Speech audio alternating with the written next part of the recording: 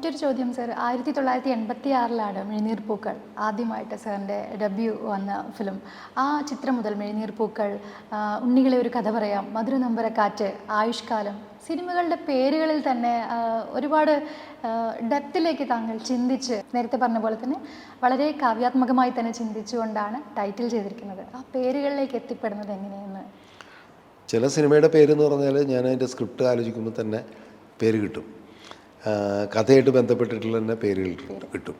കൂടുതലും എൻ്റെ സിനിമകളിൽ ഭൂരിപക്ഷം സിനിമകൾക്കും ഞാൻ തന്നെയാണ് പേരിട്ടുള്ളത്. അപൂർവമായിട്ട് തിരക്കഥാകൃത്തും അദ്ദേഹം സജസ്റ്റ് ചെയ്യുന്ന പേരുകളുണ്ടാവും. ചിലപ്പോൾ ഒരുമിച്ച് ഞങ്ങൾ ഡിസ്കസ് ചെയ്യുമ്പോൾ വരുന്ന പേരുണ്ടാവും. എന്തായാലും മിക്കവാറും സിനിമകൾക്കൊക്കെ തന്നെ ഷൂട്ടിങ്ങിന് മുമ്പ് തന്നെ പേര് ഫിക്സ് ചെയ്യുന്ന രീതിയാണ് എനിക്കുള്ളത്. കഥ വരുമ്പോൾ തന്നെ ഒരു പേര് ഇങ്ങനെ ആ കഥയ്ക്ക് പറ്റുന്ന പേര് ഉരുത്തിരിഞ്ഞ് വരും. അപ്പോൾ ആദ്യകാലത്തൊക്കെ നമ്മൾ കൂടുതൽ പോയറ്റിക്കായിട്ടുള്ള പേരുകളാണ് ഉദ്ദേശിച്ചിരുന്നത്. കാരണം അന്നത്തെ ട്രെൻഡ് അതാണ്. അത് മാത്രമല്ല, അന്നത്തെ പോയറ്റിക് പേരുകൾ ആൾക്കാർ ഇഷ്ടപ്പെടുന്നുണ്ടായിരുന്നു. ഇപ്പോൾ നമുക്കറിയാമല്ലോ, പത്മരാജൻ്റെയും ഭരതൻ്റെയൊക്കെ സിനിമകൾ നോക്കിയാൽ നമുക്കറിയാം വളരെ പോയറ്റിക്കായിട്ടുള്ള പേരുകളാണ്. അപ്പോൾ എന്നെ ഏറ്റവും ഇൻഫ്ലുവൻസ് ചെയ്തിട്ടുള്ള അത്തരം പേരുകളാണ് സിനിമയ്ക്ക്. അതുകൊണ്ടാണ് ആദ്യകാലത്തൊക്കെ ഇപ്പോൾ ഉണ്ണികളെ ഒരു കഥ പറയാൻ, കാക്കോത്തിക്കാവിലെ പൂപ്പന്താടികൾ പോലെയുള്ള പേരുകളിൽ നിന്നാണ് ഞാൻ തുടങ്ങുന്നത്. പിന്നെ അങ്ങനെ വന്നു കഴിഞ്ഞപ്പോൾ അത്തരം പേരുകൾ തന്നെയാണ് ആൾക്കാർ ഇഷ്ടപ്പെടാൻ തുടങ്ങി. അപ്പോൾ അല്ലാത്ത പേരുകൾ ഞാൻ സിനിമയ്ക്ക് ഇട്ടിട്ടുണ്ടല്ലോ. വിഷ്ലോകം, ഗ്രാമഫോൺ, നമ്മൾ, നിറം എന്നൊക്കെ പറഞ്ഞിട്ട് പോയറ്റിക്കാണ് അവർ അതും. പക്ഷേ അത് ഡയറക്റ്റായിട്ട് ആൾക്കാരിലേക്ക് കിട്ടുന്ന പേരുകളാണ്. അങ്ങനെ പല രീതിയിലുള്ള പേരുകൾ ഇട്ടിട്ടുണ്ട് ഞാൻ. പേരുകളിലേക്ക് ആ ഒരു പുതുമ, അന്നത്തെ കാലത്തെ ആ ഒരു തോട്ട് അങ്ങനെ പോയെങ്കിൽ പോലും ഇപ്പോഴത്തെ കാലത്ത് മാറി മറിഞ്ഞുകൊണ്ടിരിക്കുന്ന ഒരു കാര്യമാണ് ഈ റിവ്യൂസ്. പല സ്ഥലത്തും കോൺട്രവേഴ്സീസ് കൂടി വന്നിട്ടുള്ളതാണ്. റിവ്യൂ പറയുന്നത് ചിലപ്പോഴെങ്കിലും ഒരു ബുദ്ധിമുട്ടായിട്ട് തോന്നാറുണ്ടോ ഡയറക്ടേഴ്സിനാണെങ്കിലും?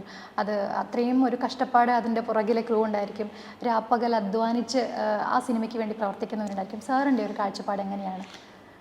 എനിക്ക് പറയാനുള്ളതെന്ന് വെച്ച് കഴിഞ്ഞാൽ, റിവ്യൂ ആയിട്ട് ബന്ധപ്പെട്ട് ഒരാൾക്ക് റിവ്യൂ ചെയ്യാനുള്ള എല്ലാ അവകാശമുണ്ട്. അത് അയാളുടെ ഫണ്ടമെൻ്റൽ റൈറ്റാണ്. അതിനെതിരാണെന്ന് ഒരു സിനിമാക്കാരൻ പറയുന്നത് ശരിയാണെന്നൊരു അഭിപ്രായം എനിക്കില്ല. പിന്നെ പേഴ്സണലായിട്ട് ഓരോ സിനിമയും അവർക്ക് വളരെ വിലപ്പെട്ടതാണ്, പ്രിയപ്പെട്ടതാണ്. ഇപ്പോൾ അതിൻ്റെ സംവിധായകന്, നിർമ്മാതാവിന്, ആ സിനിമയായിട്ട് പ്രവർത്തിച്ചിട്ടുള്ള എല്ലാവർക്കും ആ സിനിമ പ്രിയപ്പെട്ടതാണ്. നല്ല സിനിമയാണെങ്കിലും മോശം സിനിമയാണെങ്കിലും. അപ്പോൾ അതിനെ വ്യക്തിപരമായിട്ട് അധിക്ഷേപിക്കുമ്പോഴാണ് അവർക്കൊക്കെ തന്നെ ഈ പ്രശ്നം ഉണ്ടാകുന്നത്. അപ്പോൾ ഈ റിവ്യൂ ചെയ്യുന്നത് തീർച്ചയായിട്ടും മോശം സിനിമയാണെങ്കിൽ മോശം എന്ന് തന്നെ പറയണം എന്നുള്ളൊരു അഭിപ്രായമാണ് എനിക്കുള്ളത്. ഇപ്പം നാളെ എൻ്റെ പടം ഇറങ്ങുമ്പോൾ എൻ്റെ സിനിമ ഇഷ്ടപ്പെട്ടിട്ടില്ലെങ്കിൽ ഒരു റിവ്യൂവർക്ക് ആ സിനിമ മോശമാണെന്ന് പറയാനുള്ള എല്ലാ അവകാശമുണ്ട്. പക്ഷെ അത് പറയുമ്പോൾ എന്തുകൊണ്ട് മോശമാകുന്നു എന്നാണ് പറയേണ്ടത്. എന്തുകൊണ്ട് ഇഷ്ടപ്പെടുന്നു എന്ന് പറയുമ്പോൾ എന്തുകൊണ്ട് ഇഷ്ടപ്പെടുന്നു എന്നുള്ളതല്ല. ഇപ്പോൾ ഇഷ്ടപ്പെടുന്നു എന്ന് പറയുന്നത് തന്നെ ഒരു തെറ്റായ പദപ്രയോഗമായിട്ടാണ് ഈ റിവ്യൂ ചെയ്യുമ്പോൾ എനിക്ക് തോന്നിയിട്ടുള്ളത്.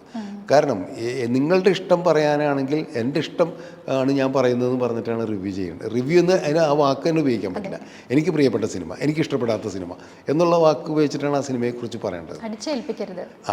അത് ഓരോരുത്തരുടെ സ്വാതന്ത്ര്യമാണ് പറയാനുള്ളത്. പക്ഷേ റിവ്യൂ ചെയ്യാന്ന് പറയുമ്പോൾ അതിൻ്റെ പ്ലസും മൈനസും കൃത്യമായിട്ട് പറയാമെന്നുള്ളതാണ്. അപ്പോൾ ഒരു മൈനസാണെങ്കിൽ മൈനസാണെന്ന് പറയാം, അതിനകത്ത് യാതൊരു തെറ്റില്ല. പക്ഷെ അത് വ്യക്തിപരമായിട്ട് അത് സിനിമ ചെയ്ത സംവിധായകനെ അല്ലെങ്കിൽ അഭിനയിക്കുന്ന ആൾക്കാരെ അധിക്ഷേപിക്കുന്നതാണ്. അത് അവർക്ക് ഓഫ് കോഴ്സ്, കാരണം അവർക്ക് പ്രേക്ഷകരെ കിട്ടും, ഇത് കാണാൻ യൂട്യൂബിലൊക്കെ ഒരുപാട് ആൾക്കാരുണ്ടാവും. അത് അവരുടെ ബിസിനസ്സിൻ്റെ ഭാഗമായിട്ട് തന്നെയാണ് അവർ ചെയ്യുന്നത്. അതിൻ്റെ അകത്ത് നമുക്ക് കുറ്റം പറയാൻ പറ്റില്ല. പക്ഷേ നമ്മളെ സംബന്ധിച്ചുള്ളൊരു സിനിമ ഇത് റിവ്യൂ പലപ്പോഴും ഞാൻ റിവ്യൂ കാണുമ്പോൾ വെച്ചാൽ ഈ സിനിമ എന്തിനിവർ റിവ്യൂ ചെയ്തു എന്നാണ് എനിക്ക് തോന്നാറ്. കാരണം റിവ്യൂ ചെയ്യുമ്പോൾ ആ സിനിമയുടെ നല്ലതും ചീത്തയൊക്കെ പറഞ്ഞ് അതിനെ വിലയിരുത്തിയിട്ട് വേണമല്ലോ റിവ്യൂ ചെയ്യുന്നത്. ഞാനൊക്കെ പഠിച്ചിട്ടുള്ള റിവ്യൂ എന്ന് പറഞ്ഞാൽ അങ്ങനെയാണ്, മനസ്സിലാക്കിയിട്ടുള്ള റിവ്യൂ അങ്ങനെയാണ്. പക്ഷേ ഇതങ്ങനെയല്ല. എനിക്കിഷ്ടപ്പെട്ടു, അത് ഇഷ്ടപ്പെട്ടു, ആ സീൻ ഇഷ്ടപ്പെട്ടു, ഈ സീൻ ഇഷ്ടപ്പെട്ടില്ല എന്ന് പറയുമ്പോൾ ഒരാളുടെ ഇഷ്ടം മാത്രമായിട്ട് മാറുന്നു. അത് റിവ്യൂ അല്ലല്ലോ, എൻ്റെ ഇഷ്ടമല്ല. സംസാര രീതിയാണെങ്കിൽ അത് ആ ഒരു തീമിലേക്ക് മാറിപ്പോയി. അല്ല അതാണ് ഞാൻ പറയുന്നത്. അതിനെ റിവ്യൂ എന്ന് വിളിക്കുമ്പോഴാണ് ഈ പ്രശ്നം വരുന്നത്. എൻ്റെ ഇഷ്ടം ഞാൻ പറയുന്നു എന്നുള്ള വാക്കാണെങ്കിൽ കുഴപ്പമില്ല. കാരണം റിവ്യൂ ചെയ്യാമെന്ന് പറയുമ്പോൾ പ്രേക്ഷകനെ ഈ സിനിമ കാണാൻ നിങ്ങൾ കാണേണ്ടതുണ്ടോ, കാണേണ്ടതില്ല, അല്ലെങ്കിൽ കാണണം എന്ന് പറയാനും കൂടിയുള്ള ഒരു കാര്യമാണല്ലോ റിവ്യൂ എന്ന് പറയുന്നത്. ആ റിവ്യൂ പറയുമ്പോൾ തീർച്ചയായിട്ടും ആ സിനിമയുടെ നല്ലതും ചീത്തയും, അല്ലെങ്കിൽ ആ സിനിമ എന്തുകൊണ്ട് എന്നെ ഇൻഫ്ലുവൻസ് ചെയ്തു, അല്ലെങ്കിൽ എന്തുകൊണ്ട് നിങ്ങളെ ഇൻഫ്ലുവൻസ് ചെയ്യണം എന്നൊക്കെ പറയുമ്പോഴാണ് അത് റിവ്യൂ എന്നുള്ള വാക്കുമായിട്ട് ബന്ധപ്പെട്ട് വരാം. അല്ലെങ്കിൽ എൻ്റെ ഇഷ്ടം ഞാൻ പറയുന്നു എന്നുള്ള ഇതിലേക്ക് മാറും.